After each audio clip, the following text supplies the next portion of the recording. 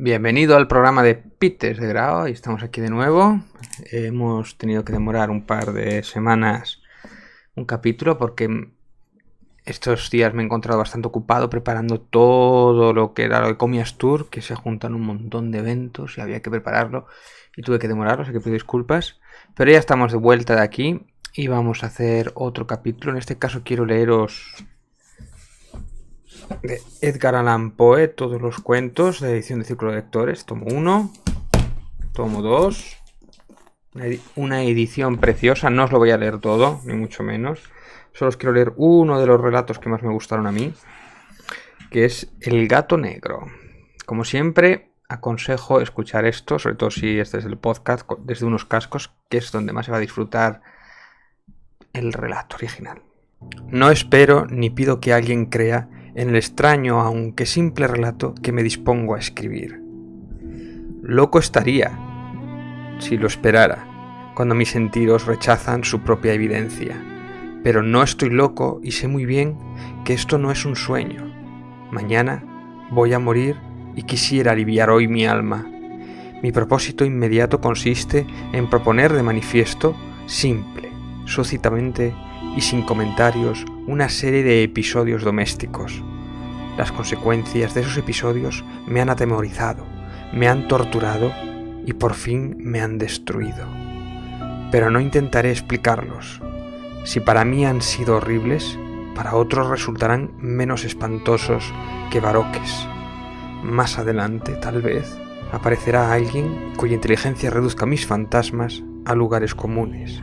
Una inteligencia más serena, más lógica y mucho menos excitable que la mía, capaz de ver en las circunstancias que temerosamente describiré una vulgar sucesión de causas y efectos naturales. Desde la infancia me destaqué por la docilidad y bondad de mi carácter. La ternura que abrigaba mi corazón era tan grande que llegaba a convertirme en objeto de burla para mis compañeros. Me gustaban especialmente los animales, y mis padres me permitían tener una gran variedad. Pasaba de un lado la mayor parte del tiempo, y jamás me sentiré más feliz que cuando les daba de comer y los acariciaba. Este rasgo de mi carácter creció conmigo, y cuando llegué a la virilidad, se convirtió en una de mis principales fuentes de placer. Aquellos que alguna vez han experimentado cariño hacia un perro fiel y sagaz, no necesitan que me molesten explicarles la naturaleza o la intensidad de la retribución que recibía. Hay algo en el generoso y abnegado amor de un animal que llega directamente al corazón de aquel que con frecuencia ha probado la falsa amistad y la frágil fidelidad del hombre. Me casé joven y tuve la alegría de que mi esposa compartiera mis preferencias. Al observar mi gusto por los animales domésticos, no perdía oportunidad de procurarme los más agradables de entre ellos. Teníamos pájaros, peces de colores, un hermoso perro, conejos, un monito y un gato. Este último era un animal de notable tamaño y hermosura, completamente negro y de una sagacidad asombrosa. Al referirse a su inteligencia, mi mujer, que en el fondo era no poco supersticiosa, aludía con frecuencia a la antigua creencia popular de que todos los gatos negros son brujas metamorfoseadas. No quiero decir que lo creyera seriamente, y solo menciono la cosa porque acabo de recordarlo. Plutón, tal era el nombre del gato. Se había convertido en mi favorito y mi camarada. Solo yo le daba de comer y él me seguía por todas partes en casa. Me costaba mucho impedir que anduviera tras de mí en la calle. Nuestra amistad duró así varios años, en el curso de los cuales, enrojezco al confesarlo, mi temperamento y mi carácter se alteraron radicalmente por culpa del demonio. Intemperancia. Día a día me fui volviendo más melancólico, irritable e indiferente hacia los sentimientos ajenos. Llegué incluso a hablar descomedidamente a mi mujer y terminé por infligirle violencias personales. Mis favoritos, claro está, sintieron igualmente el cambio de mi carácter. No solo los descuidaba, sino que llegué a hacerles daño. Hacia Plutón, sin embargo, conservé suficiente consideración como para abstenerme de maltratarlo, cosa que hacía con los conejos, el mono y hasta el perro, cuando por casualidad o movidos por el afecto se cruzaban en mi camino. Mi enfermedad empeoró, se agravaba, pues ¿qué enfermedad es comparable al alcohol? Y finalmente el mismo Plutón, que ya estaba viejo y por tanto algo enojadizo, empezó a sufrir las consecuencias de mi mal humor. Una noche en que volví a casa completamente embriagado, después de una de mis correrías por la ciudad, me pareció que el gato evitaba mi presencia. Lo alcé en brazos, pero asustado por mi violencia, me mordió ligeramente en la mano. Al punto se apoderó de mí una furia demoníaca, y ya no supe lo que hacía. Fue como si la raíz de mi alma se separara de golpe de mi cuerpo. Una maldad más que diabólica, alimentada por la ginebra, estremeció cada fibra de mi ser, saciando del bolsillo del chaleco un cortaplumas. Lo abrí mientras sujetaba al pobre animal por el pescuezo y deliberadamente le hice saltar un ojo. Enrojezco, me abraso, tiemblo mientras escribo tan condenable atrocidad. Cuando la razón retornó por la mañana, cuando hube disipado en el sueño los vapores de la orgía nocturna, sentí que el horror se mezclaba con el remordimiento ante el crimen cometido. Pero mi sentimiento era débil y ambiguo, no alcanzaba a interesar al alma. Una vez más me hundí en los excesos y muy pronto ahogué en vino los recuerdos de lo sucedido. El gato, entretanto, mejoraba poco a poco. Cierto que la órbita donde faltaba el ojo presentaba un horrible aspecto, pero el animal no parecía sufrir ya. Se paseaba como de costumbre por la casa, aunque como es de imaginar, huía atemorizado al verme. Me quedaba aún bastante de mi antigua manera de ser para sentirme agraviado por la evidente antipatía de un animal que alguna vez me había querido tanto. Pero ese sentimiento no tardó en ceder paso a la irritación, y entonces, para mi caída final e irrevocable, se presentó el espíritu de la perversidad. La filosofía no tiene en cuenta a este espíritu, y sin embargo, tan seguro estoy de que mi alma existe como de que la perversidad es uno de los impulsos primordiales del corazón humano, una de las facultades primarias indivisibles, uno de los sentimientos que dirigen el carácter del hombre. ¿Quién no se ha sorprendido a sí mismo 100 veces en momentos en que cometía una acción tonta o malvada por la simple razón de que no debía cometerla? No hay en nosotros una tendencia permanente que enfrenta descaradamente al buen sentido, una tendencia a transgredir lo que constituye la ley por el solo hecho de serlo. Este espíritu de perversidad se presentó, como he dicho, en mi caída final, y el insondable anhelo que tenía mi alma de vejarse a sí misma, de violentar su propia naturaleza, de hacer mal por el mal mismo, me incitó a continuar y finalmente a consumar el suplicio que había infligido a la inocente bestia. Una mañana, obrando a sangre fría, le pasé un lazo por el pescuezo y la ahorqué en la rama de un árbol. Lo ahorqué mientras las lágrimas manaban por mis ojos y el más amargo remordimiento me apretaba el corazón. Lo ahorqué porque recordaba que me había querido y porque estaba seguro de que no me había dado motivo para matarlo. Lo ahorqué porque sabía que, al hacerlo, cometía un pecado mortal que comprometería mi alma hasta llevarlo, si ello fuera posible, más allá del alcance de la infinita misericordia del Dios más misericordioso y más terrible. La noche de aquel mismo día en que cometí tal cruel acción, me despertaron gritos de ¡incendio! Las cortinas de mi cama eran una llama viva y toda la casa estaba ardiendo. Con gran dificultad pudimos escapar de la conflagración mi mujer, un sirviente y yo.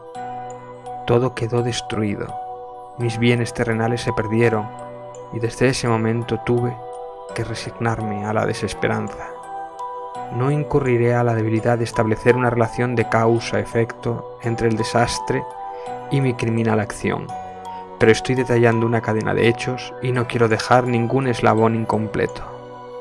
Al día siguiente del incendio acudí a visitar las ruinas. Salvo una, las paredes se habían desplomado. La que se quedaba en pie era un tabique divisorio de poco espesor, situado en el centro de la casa y contra la cual se apoyaba antes la cabecera de mi lecho. El enlucido había quedado a salvo de la acción del fuego, cosa que atribuía a su reciente aplicación. Una densa muchedumbre habíase reunido frente a la pared y varias personas parecían examinar parte de la misma con gran atención y detalle. Las palabras extraño, curioso y otras similares excitaron mi curiosidad. Al aproximarse vi que, en la blanca superficie, grabada como un bajorrelieve, aparecía la imagen de un gigantesco gato. El contorno tenía la nitidez verdaderamente maravillosa. Había una soga alrededor del pescuezo del animal. Al descubrir esta aparición, ya que no podía considerarla otra, me sentí dominado por el asombro y el terror, pero la reflexión vino luego en mi ayuda. Recordé que había ahorcado el gato en el jardín contiguo a la casa. Al producirse la alarma del incendio, la multitud había invadido inmediatamente el jardín. Alguien debió de cortar la soga y tirar el gato en mi habitación por la ventana abierta. Sin duda, habían tratado de despertarme en esa forma. Probablemente la caída de las paredes comprimió a la víctima en mi crueldad contra el enlucido recién aplicado, cuya cal, junto con la acción de las llamas y el amoníaco del cadáver, produjo la imagen que acababa de ver. Si bien en esta forma quedó satisfecha mi razón, ya no en mi conciencia. Sobre el extraño episodio, lo ocurrido impresionó profundamente mi imaginación.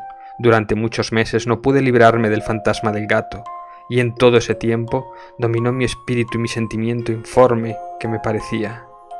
Dominó mi espíritu un sentimiento uniforme, ya que en todo este tiempo dominó mi espíritu un sentimiento informe que se parecía, sin serlo, al remordimiento. Llegué al punto de lamentar la pérdida del animal y buscar, en los viles antros que habitualmente frecuentaba, a algún otro de la misma especie y apariencia que pudiera ocupar su lugar. Una noche, en que, borracho a medias, me hallaba en una taberna más que infame, reclamó mi atención algo negro posado sobre uno de los enormes toneles de ginebra que constituían el principal moblaje del lugar. Durante algunos minutos había estado mirando dicho tonel y me sorprendió no haber advertido antes la presencia de la mancha negra en lo alto. Me aproximé y la toqué con la mano.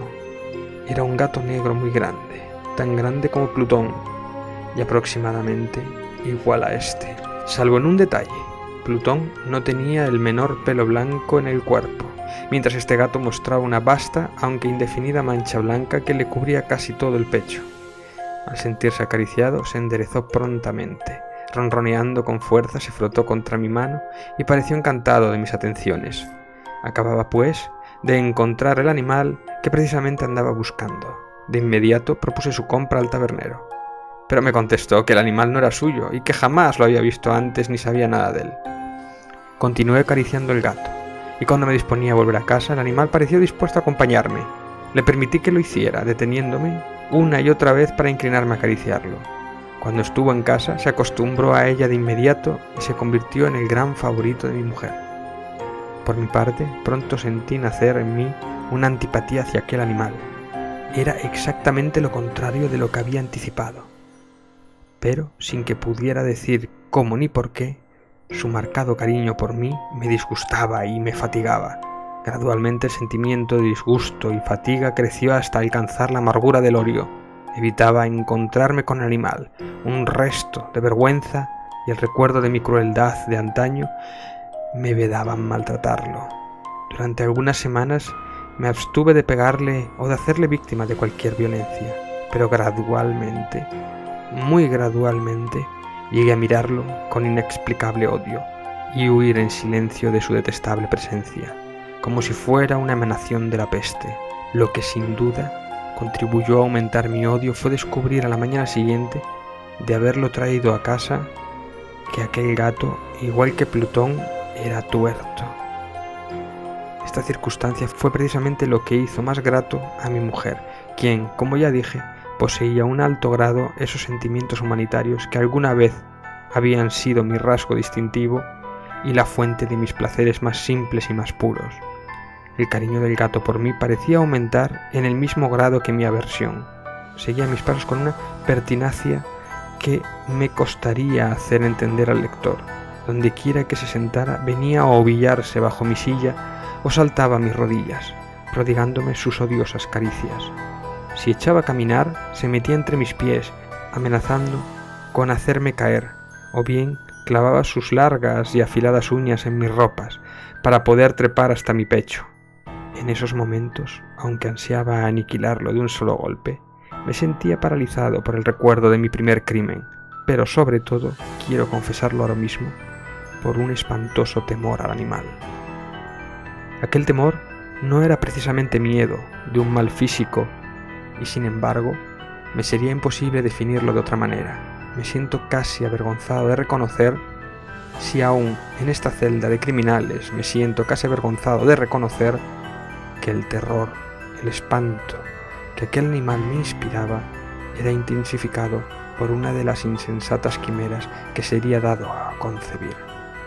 Más de una vez mi mujer me había llamado la atención sobre la forma de la mancha blanca de la cual ya he hablado, y que constituía la única diferencia sobre el extraño animal y el que yo había matado. El lector recordará que esta mancha, aunque grande, me había parecido al principio de forma indefinida, pero gradualmente, de manera tan imperceptible que mi razón luchó durante largo tiempo por rechazarla como fantástica. La mancha fue asumiendo un contorno de rigurosa precisión.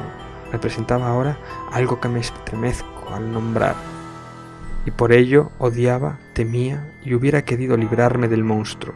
Si hubiese sido capaz de atreverme, representaba, la imagen de una cosa atroz, siniestra, la imagen del patíbulo. Oh, lúgubre y terrible máquina del horror y del crimen, de la agonía y de la muerte. Me sentí entonces más miserable que todas las miserias humanas. Pensar que una bestia cuya semejante había yo destruido desdeñadamente, una bestia era capaz de producir tan insoportable angustia en un hombre creado a imagen y semejanza de Dios. Ay, ni de día ni de noche pude yo gozar de la bendición del reposo. De día, aquella criatura no me dejaba un instante solo. De noche, despertaba hora a hora de los más horrorosos sueños para sentir el ardiente aliento de la cosa de mi rostro y su terrible peso. Pesadilla encarnada de la que no me era posible desprenderme, apoyado eternamente sobre mi corazón. Bajo el agobio de tormentos semejantes, sucumbió en mí lo poco que me quedaba de bueno. Solo los malos pensamientos disfrutaban ya de mi intimidad, los más temerosos, los más perversos pensamientos. La melancolía habitual de mi humor creció hasta convertirme en aborrecimiento de todo lo que me rodeaba y de la entera humanidad, y mi pobre mujer, que de nada se quejaba, llegó a ser la habitual y paciente víctima de mis repentinos y frecuentes arrebatos de ciega cólera a que me abandonaba. Cierto día, para cumplir una tarea doméstica, me acompañó al sótano de la vieja casa donde nuestra pobreza nos obligaba a vivir. El gato me siguió mientras bajaba a la empinada escalera y estuvo a punto de tirarme cabeza abajo, lo cual me exasperó hasta la locura. Alzando un hacha y olvidando en mi rabia los pueriles temores que hasta entonces había detenido mi mano, descargué un golpe que hubiera matado instantáneamente al animal de haberlo alcanzado. Pero la mano de mi mujer detuvo la trayectoria. Entonces, llevado por su intervención a una rabia más que demoníaca, me zafé de su abrazo y le hundí el hacha en la cabeza. Sin un solo quejido, cayó muerta a mis pies. Cumplido este espantoso asesinato, me entregué al punto y con toda la sangre fría de la tarea de ocultar el cadáver. Sabía que era imposible sacarlo de casa, tanto de día como de noche, sin correr el riesgo de que algún vecino me observara. Diversos proyectos cruzaron en mi mente. Por un momento pensé en descuartizar el cuerpo y quemar los pedazos. Luego se me ocurrió cavar una tumba en el piso del sótano. Pensé también si no convenía arrojar el cuerpo al pozo del patio o meterlo en un cajón, como si se tratara de una mercadería común, y llamar a un mozo de cordel para que lo retirara de casa. Pero al fin di con lo que me pareció el mejor expediente y decidí emparentar el cadáver en el sótano, tal como se dice que los monjes de la Edad Media emparedaban a sus víctimas. El sótano se adaptaba bien a ese propósito. Sus muros eran material poco resistente y estaban bien revocados de un mortero ordinario que la humedad de la atmósfera no había dejado endurecer. Además, En una de las paredes se veía la saliencia de una falsa chimenea, la cual había sido rellenada y tratada de manera semejante al resto del sótano. Sin lugar a dudas, sería muy fácil sacar los ladrillos de esa parte, introducir el cadáver y tapar el agujero como antes, de manera que ninguna mirada pudiera descubrir algo sospechoso. No me equivocaba en mis cálculos, fácilmente saqué los ladrillos con ayuda de una palanca y luego de colocar cuidadosamente el cuerpo contra la pared interna, lo mantuve en esa posición mientras aplicaba de nuevo la mampostería en su forma original. Después de procurarme argamasa, arena y cerda, preparé un enlucido que no se distinguía del anterior y revoqué cuidadosamente el nuevo enladrillado. Concluida la tarea, me sentí seguro de que todo estaba bien. La pared no mostraba la menor señal de haber sido tocada. Había barrido hasta el menor fragmento de material suelto. Miré el torno triunfante y me dije: aquí, por lo menos, no he trabajado en vano. Mi paso siguiente consistió en buscar a la bestia causante de tanta desgracia, pues al final me había decidido matarla. Si en aquel momento el gato hubiera surgido ante mí, su destino habría quedado sellado. Pero por lo visto, el astuto animal, alarmado por la violencia de mi primer acceso de cólera, se cuidaba de aparecer mientras no cambiara mi humor. Imposible describir o imaginar el profundo o el maravilloso alivio de la ausencia de mi destacada criatura trajo de mi pecho. No se presentó aquella noche, y así por primera vez, desde su llegada a la casa, pude dormir profunda y tranquilamente. Sí, pude dormir, aun con el peso del crimen sobre mi alma. Pasaron el segundo y el tercer día y mi atormentador no volvía.